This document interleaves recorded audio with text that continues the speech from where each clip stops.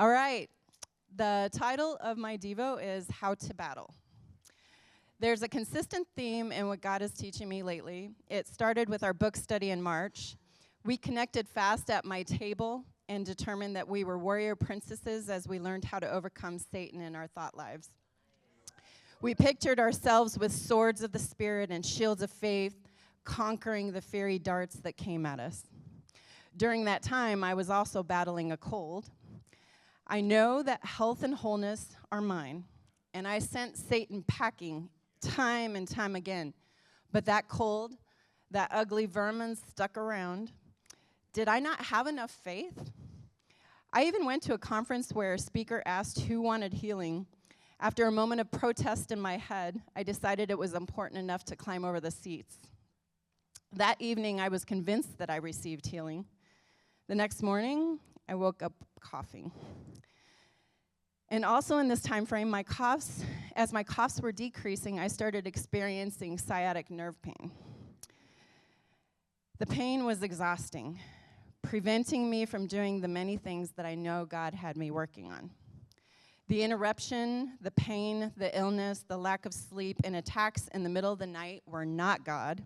I didn't accept it. I didn't call it my new friend. I knew it was a battle. It was still plaguing me. Why? Sometimes we like to tie pretty little bows on everything, even God, as if our omnipresent, magnificent, glorious King was that simple. Also around this time, I asked him something. I asked my God to teach me to battle. It's a question that you ask as you wince, like asking for more patience, but I was sincere.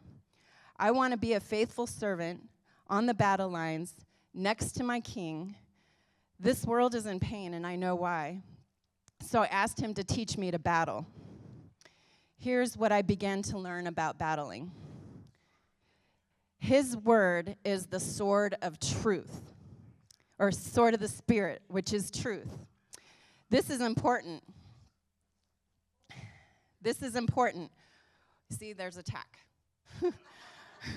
This is important. And why?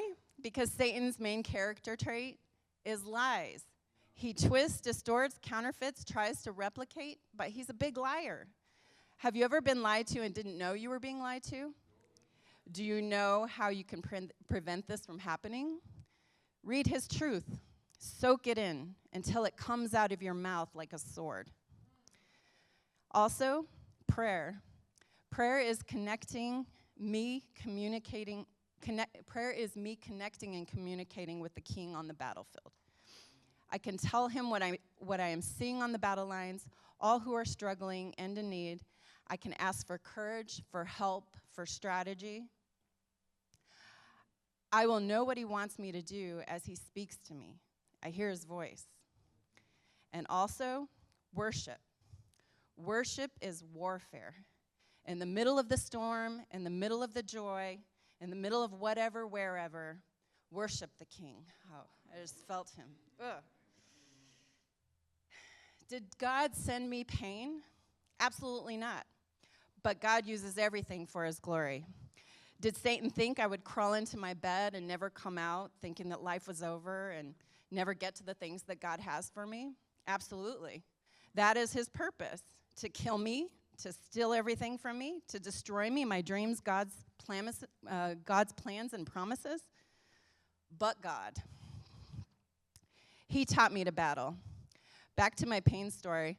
One of those nights, Satan woke me up, but I also heard God's voice. While Satan was telling me how tired and miserable I was, God asked, "What does my word say?" So I listened to God. I read his word in the midst of it. Then I got up in pain, turned on some worship music, and danced and sang at the top of my voice. Guess what song? This is how I fight my battles. I felt no pain. Was it gone? No, but the King pulled me close in battle. I was learning how to battle. That morning, I had a revelation. Sometimes we don't know where these attacks come from or how long they will persist. We are in battle. This is not our world. We will be attacked, but what we do with it is what matters. Are we turning to God in the battle as warriors with the sword of truth, speaking to him through prayer, and worshiping him for who he is? Our focus will not be on the attack if our focus is on him, and we know who wins.